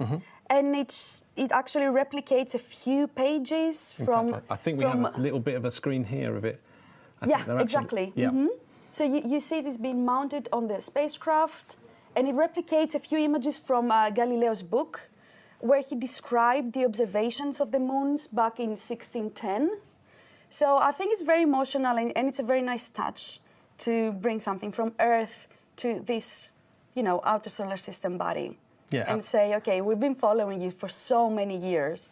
Yeah, it's beautiful. I'm just going to remind listeners that they can ask questions of my guest. You just have to find social media and just use the hashtag #AskESA. We're actually in Darmstadt in Germany, which is where they fly and look after all these amazing spacecraft that the European Space Agency build. And I'm here with scientists, engineers and spacecraft specialists. It's a real special moment to talk to these people on what is one of Europe's biggest missions ever, this journey to JUICE.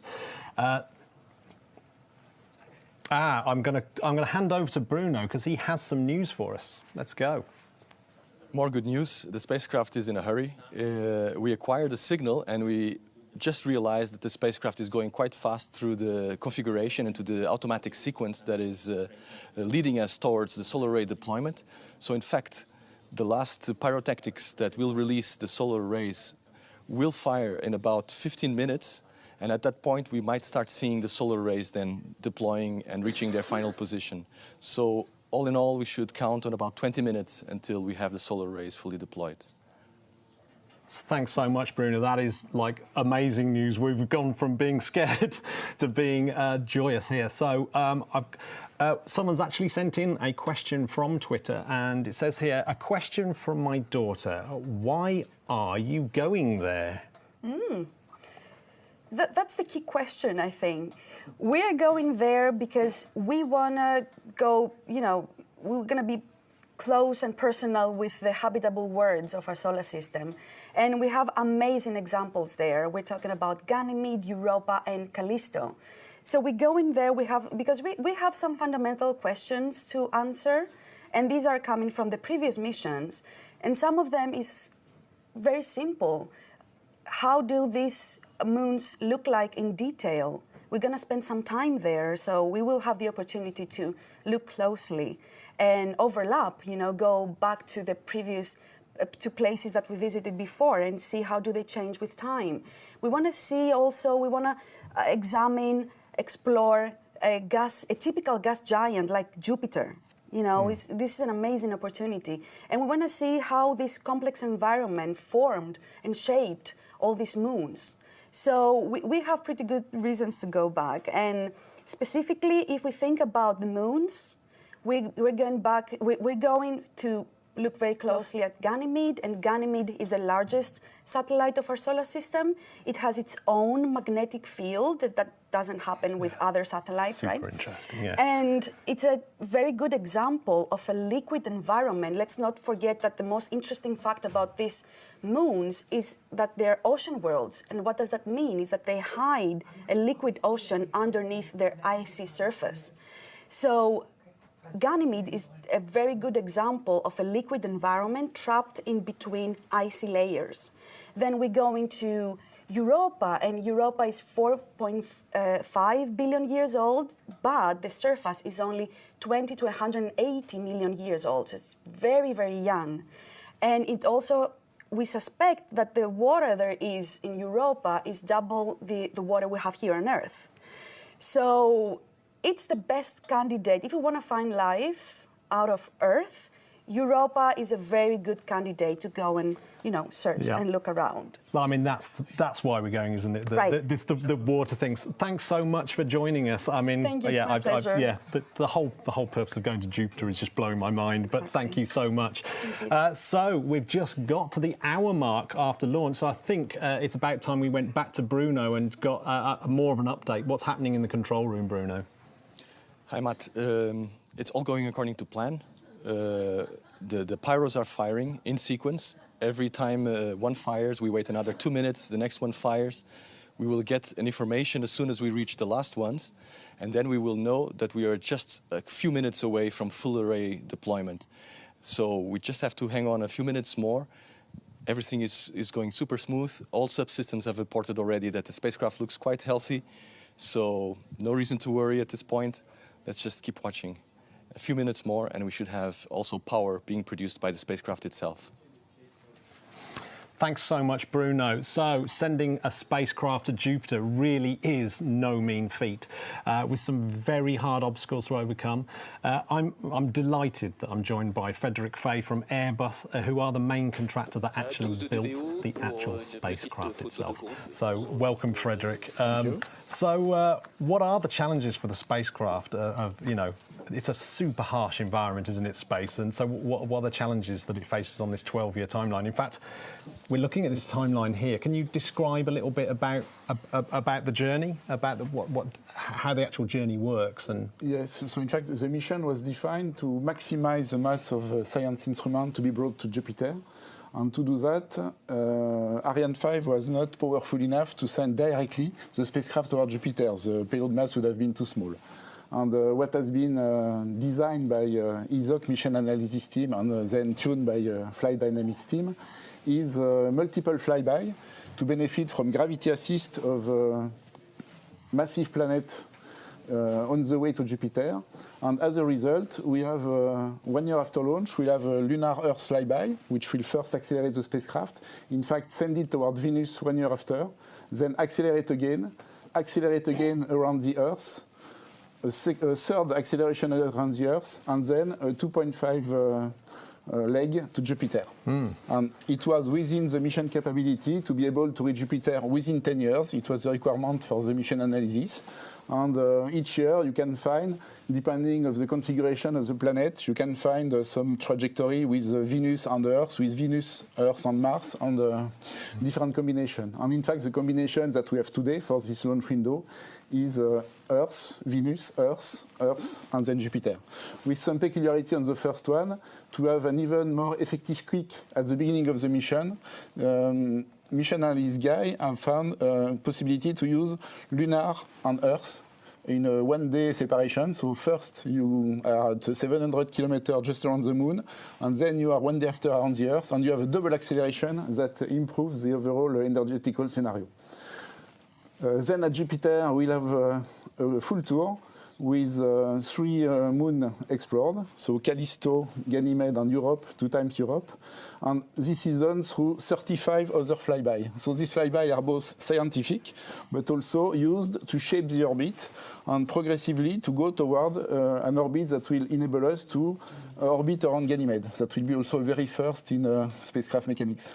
Yeah, so there's a few firsts there. I've not seen a lunar Earth flyby. Is that the first time that's been done by any to my knowledge, yes. Yeah, I've not seen that before. So, and the other interesting thing is we're going in completely the wrong direction. I don't know if you know this, but Venus seems to be right towards the Sun. Yes, Venus is closer to the Sun than Jupiter, but Venus is has a mass similar to the Earth, so it's very effective in terms of planetary gravity assist. It's more effective than Mars, that is in between Earth and Jupiter, but combining all those planets at the end allows a good trip. Yeah, I mean, it's interesting, isn't it, that even in 6 years' time, she's still going to be flying around the Earth. Yeah. And it's incredible, isn't it? So on this journey, we've got really extreme temperatures, haven't we? We've got, like, I'm assuming by Venus it gets incredibly hot, and out by Jupiter there's virtually no sunlight. This is one of the difficulties of the mission. To benefit from this Venus flyby, it means also that we have to face solar flux will be very high, about two times the flux received on Earth, so about 3 kilowatt per square meter. We go even closer to the Sun than Venus, so, and at Jupiter we are at a very low sun illumination. So the range of sun illumination is from 1 to 60, meaning that the spacecraft has to cope with very hot and very cold temperature case. In the very hot case, some area of the spacecraft will be at plus 250 degrees C, so we need some specific material. And when we are at Jupiter, in particular at the end of Jupiter eclipse, which can last up to 5 hours, then the temperature of the coldest part of the spacecraft, which is the solar array, drop down to minus 230 degrees C. So you have to design a spacecraft that cope with more or less 500 degrees of excursion in temperature. Yeah. So, what solutions you've actually developed to do that? It's multiple solutions for the body of the spacecraft. It's first isolating the spacecraft from the Sun, so it's by multi-layer covers, thermal covers. We have up to 25 layers, which protect the spacecraft. When we are close to the Sun, going to Venus, we also point the high gain antenna towards the Sun, which is used as the first heat shield. And we communicate with the Earth with another antenna that will be deployed in a couple of hours, the medium gain antenna that is 60 centimeter diameter. For the solar array, to avoid that the solar array are too hot, we tilt them to minimize the surface presented to the Sun.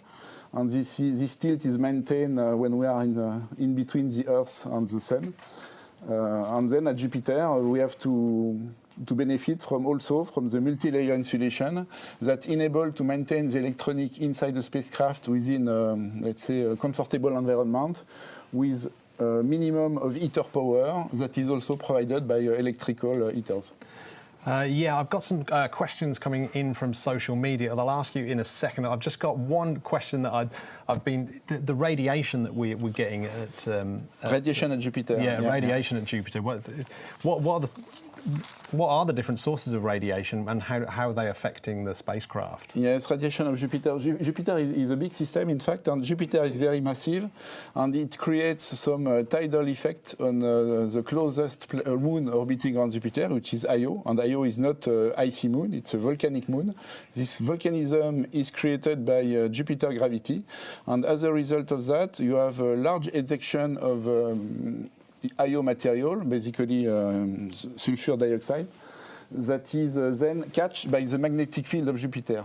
Magnetic field of Jupiter is huge, so ejection are done at several hundred of kilometers above the surface of Io, captured by the magnetic field, which is rotating fastest than the moon itself in its orbit, and then it is ionized and transformed into ions and electrons and protons. But the electrons are further accelerated and becomes a very high energy electron, much more than what we can face on the Earth, and these are really killer for spacecraft electronics. So I really want to get this. Someone's asked a question out on the hashtag Ask ESA channel, and they're debating in the office, will this be the heaviest interplanetary spacecraft ever launched? No, because you have spacecraft going even faster. Voyager, I think it goes faster. No, heaviest. Heaviest, sorry, heaviest. Fastest.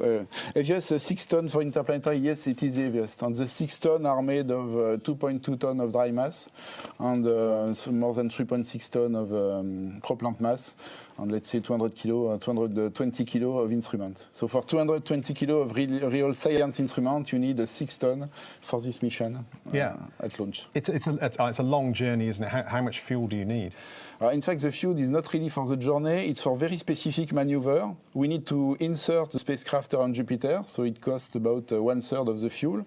Then later on, we need to orbit around Ganymede, so we need also to be captured around Ganymede, so it's another significant portion of the fuel. And we have some small maneuver here and there on the orbit. But most of the propellant is for insertion maneuver. Yeah, well, thanks so much for telling us all about it's an amazing spacecraft. Apparently, we're going to go over to Susie over in New Norcia.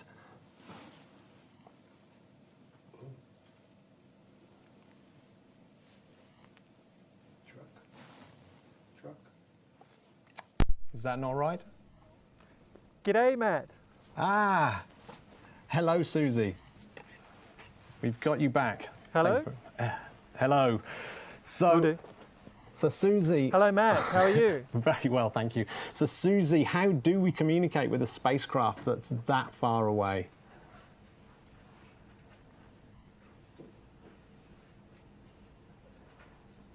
Well, the trick is you use a really big antenna like we have here. Here's one I prepared earlier.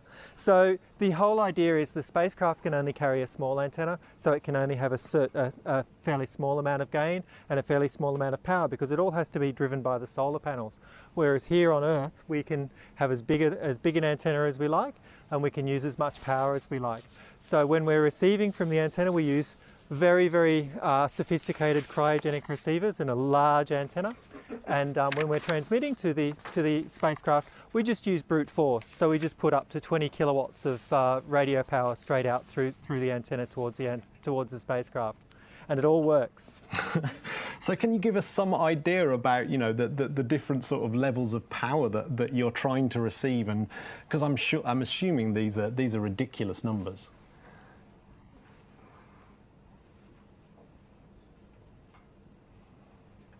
Yeah, so an analogy is if you're standing on the surface of Mars and you have a mobile phone, now of course assuming that your mobile phone is in the frequency bands that we use for space communications, which your mobile phone isn't, but if you had a mobile phone on the surface of Mars, we'd be able to pick up that signal. We have some of the most sensitive receivers on the face of the planet.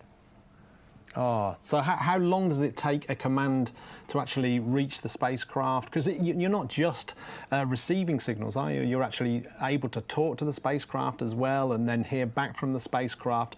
How long does that whole process take, and what are the challenges there?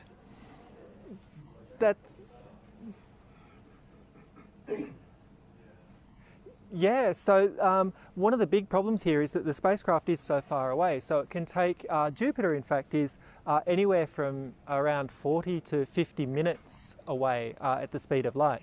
So of course the commands travel out to Jupiter at the speed of light. So they'll get there in 40 or 50 minutes.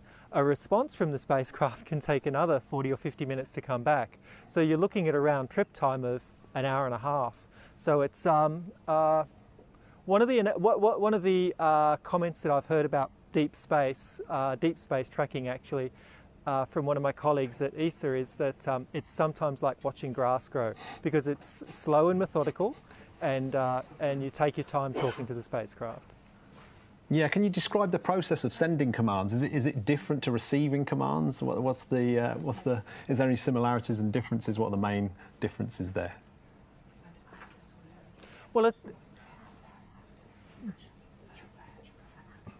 so the main difference, of course, is when we're receiving very small signals. When we transmit back to the spacecraft, we use the same hardware, we use all the same antenna, and we use the same feed horn, we use the same, much the same electronics. But of course, instead of having a very sensitive receiver, we have an extremely large, powerful transmitter. And if you look at the base of the antenna that you might be able to see behind me, we've got a big array of chiller equipment, which is actually used just to cool down the transmitters in the base of the antenna, because we use hundreds of kilowatts of power to actually generate the signal that the spacecraft needs. So Susie, I've got some more exciting news from Bruno. We're going straight to Bruno in the main control room. So Bruno, give us your update now, please. So we've just reached the second most critical milestone in this LEOP, which is the deployment of the solar rays. Just a couple of minutes ago, the last pyros that are cutting the knives of the cables that hold the solar rays have been fired successfully. And you can see on the screen up there a representation of the spacecraft, and the panel on the left side has just started to deploy. On the left side to that scheme, you see the power consumption and the power production of the spacecraft. The red line indicates that we were consuming power from the batteries. That means we were negative. It was below the scale. And now the blue line shows that the satellite has started to produce its own electricity. So the solar panels on that side have started to deploy. A number of the panels, the sub-panels, are already in their position. They are deployed. They are not yet locked, but they're reaching there. I just got information that one of the wings now looks deployed at microswitch level. That means it's in its final position. And you see that successively the power starts increasing as each of the panels unfolds. I recall that these are some of the largest solar panels ever flown an interplanetary mission. They have 27 meters from one edge to the other edge. In total, they have an area of 85 square meters of solar panels. Close to the Earth, they're able to produce a lot of power, but once we get to Jupiter, it will only produce a few hundred watts. Nevertheless, the process is ongoing. This is a very exciting moment for us. If it all works out, if the two panels successfully, completely deploy, we will have a mission ready to fly to Jupiter. We will still need to do a lot of work to configure the satellite for cruise and to configure the satellite for the commissioning phase that comes afterwards. That is the phase where we test all the equipment to make sure that everything is still fully functioning. But I keep hearing my colleagues saying that switches keep registering the panels unfolding. So everything is going quite nominally at this point. It will take a few more minutes. I think we're almost ready. The wing on the right side also started to deploy nominally, and some of the switches are already indicating that they are in the deployed position. As the power increases steadily, it will not increase non-stop. At one point, it will reach the limit of power that the spacecraft is able to consume, and it will not produce more than that. It automatically regulates itself only to produce as much as the satellite needs, although at this distance from the sun, it is able to produce a lot more. The batteries are already being recharged, so there is already an excess of power coming from the solar rays that allows us to refill the batteries. I recall you that the satellite has been working on batteries ever since a few minutes before the actual launch of Ariane 5. We went to internal power, and the spacecraft has been using its internal batteries to keep everything up and running. Now it's moving on to the solar rays, it's producing its own energy, and it's able to refill the batteries. Confirmation -Y, that's the right side of the spacecraft. -Y wing has just also completely deployed at microswitch level. So this is a good sign. We have successful deployment of the solar arrays. We have a mission. We are flying to Jupiter. We go there fully loaded with questions. Europe is getting there, Jupiter. Get ready for it. I hope you just heard Andrea Komatsu announcing on the briefing loop that Europe has a mission. We are on our way to Jupiter. We have power. Both solar arrays are fully deployed. The satellite is fully functioning.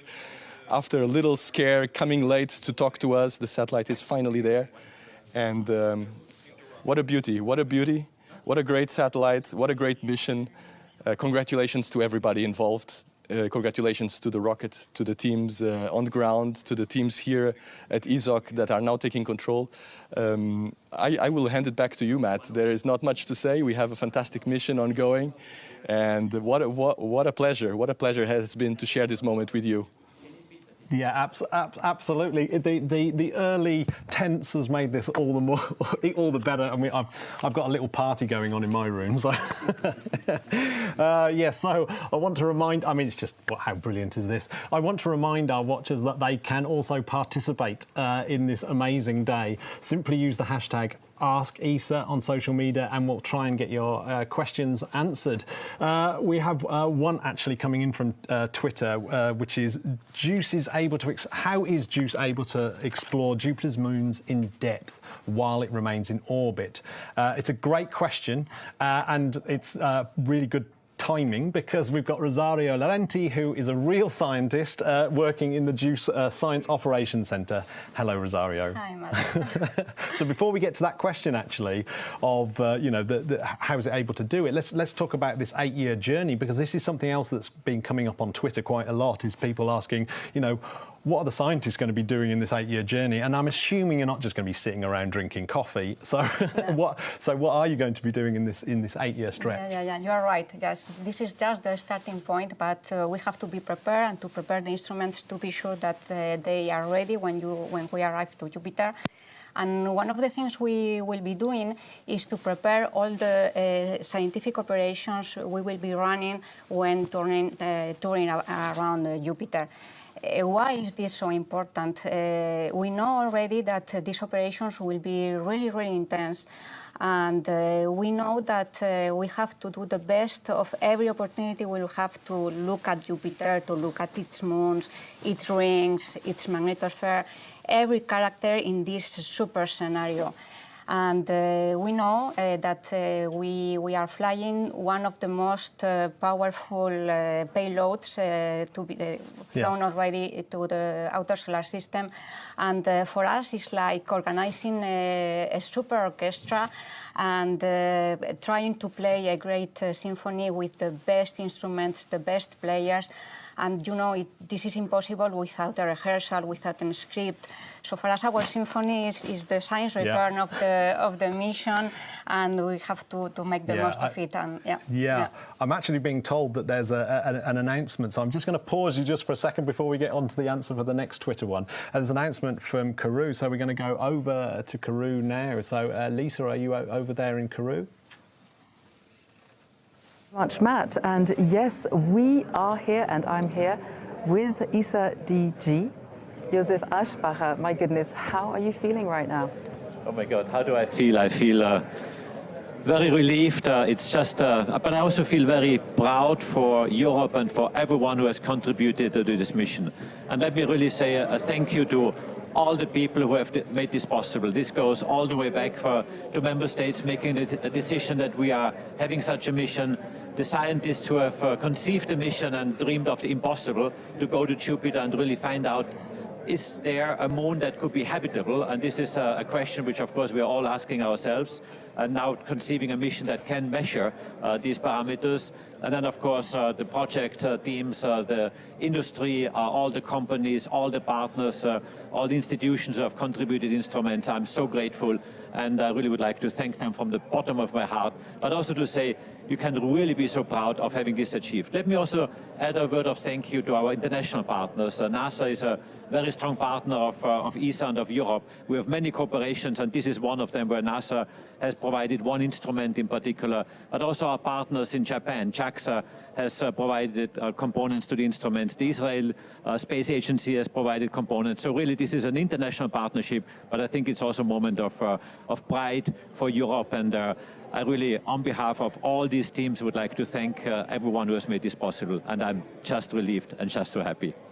Well, it's a delight to see your face and everyone else's face here today. It's a wonderful, wonderful, warm feeling here inside Jupiter. And well, thank you very much, Josef. And I hope I hope the rest of the mission goes as well as the Yes, we all hope, of course. I mean, there's still steps to undertake. We are in a celebratory mood, and I think we have good reasons because we had acquisition of signal. Now the solar panels are opening. Of course, I have to remind everyone there's still a long way to go, and we have to test all the instruments, make sure that they function as expected, and then, of course, arrive in Jupiter, measure the moons, do all the trajectories to get there. So there's still a lot of work to be done, but the most critical one, which is the launch, the separation, the acquisition of signal, all this has happened, and for this I think we have really done a very big step towards Jupiter. A huge thank you to you. Thank you, Joseph.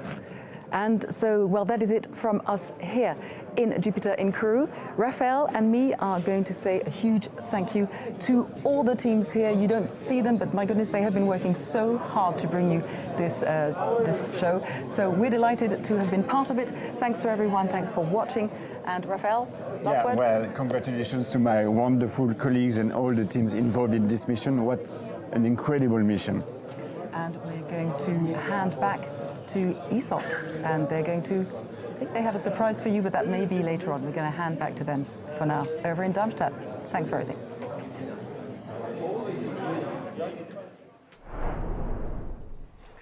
Thanks very much, Lisa. Yeah, how amazing. Congratulations to all those teams, and well done, Ariane 5, for delivering this special payload into space. What an amazing moment. For those who just joined us, I'm actually in Germany, where they actually fly these spacecraft and out to Jupiter.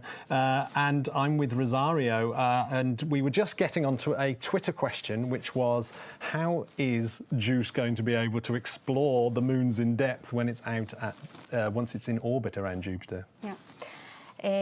Well, a funny way to look at this is to imagine JUICE as a 6-ton beast, and the instruments as the senses of this beast, and the way it perceives the world, and in particular the Jovian moons.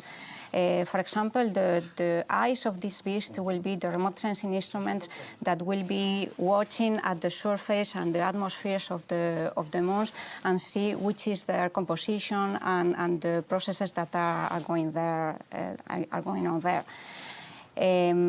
Also, when we will be close to the moons, the probe will wear special goggles to see the surface in 3D, to see the geology of the surface, and also to penetrate a few kilometers and see how these first layers look like.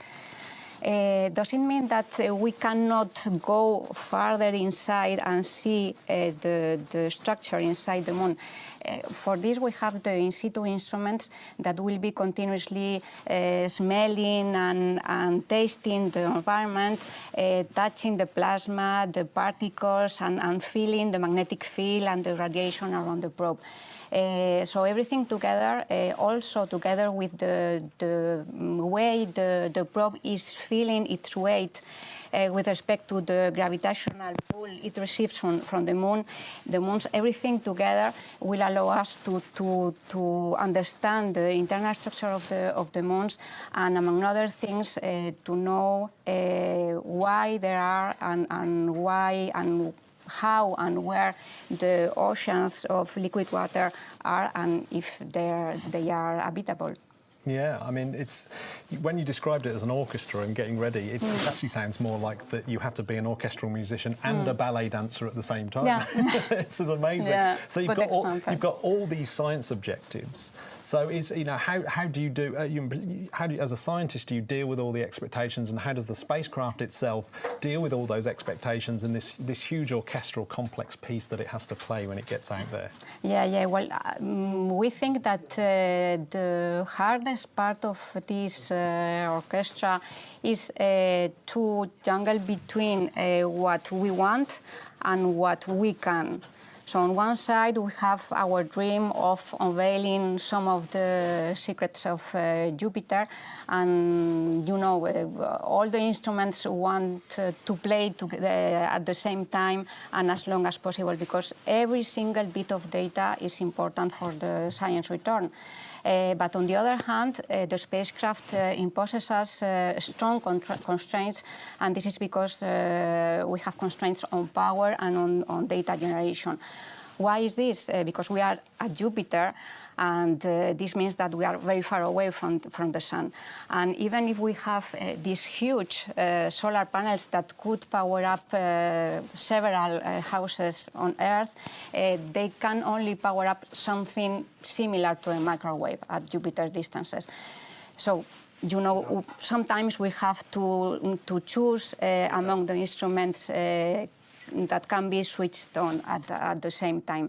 On the other hand, being at Jupiter means that we are very far away from the Earth also, and this means that the data transfer is very slow. For example, if we had a 2-hour film on board JUICE, it will take several days to be transferred to the Earth.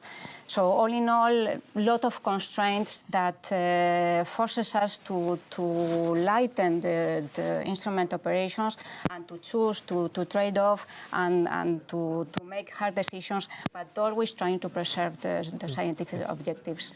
Yeah, it's hugely complicated. Yeah. I mean, so that's why you need this 8 years. Yeah. It's actually quite convenient that you've got all this planning time. Yeah. It will be short at the end. Yes, yeah, I know. It's like anything, isn't it? You think, oh, 8 years, I've got ages. No. It's right there. So, yeah, what are the plans for, you know, all this data coming back to Earth? Presumably people are going to be poring over this for years. What are the plans for the data when it gets back? Yeah. Once the data are here, the instrument teams are the ones that know how to cook them to be usable for the scientists. So they will cook the data, they will be stored in an archive, and then they will be shared among the whole community to be exploited for the years to come, as you said, and who knows, to inspire new missions to revisit this incredible mission world. Yeah. I mean, it's one thing that it really strikes me that these things take a long time to develop. We heard from Frederick, take a long time to develop, and then it takes a long time to get there, and then it takes a long time to actually process the data. For some scientists, this is a life's work, isn't it? A lifetime work, yes. So do you think there will be a JUICE moment? Do you think you'll have a moment where you go, oh, this is amazing? Well, who knows? Yeah. We had, there was the Galileo moment when, as Anesina was saying, Galileo discovered Jupiter's moons. We can think about a second Galileo moment when the Galileo probe showed that these worlds are not as cold and as dead and as inhospitable as it was thought before. And this changed completely our understanding of the universe and the way we search for life beyond the Earth. And who knows if we will have a JUICE moment that will also change completely our understanding of the solar system. So let's hope for the best. Yeah, absolutely. Thank you so much, Rosario, for giving us all that information about JUICE. It's what an incredible mission. For those who are just joining us, you can ask more questions of more of our guests, and we'll try and get them answered. Right now, we've got a video to show something about the teams that are involved here at ESOC, and we're going to have a special guest straight after that to talk about that. So hopefully we've got a video now of the teams in ESOC.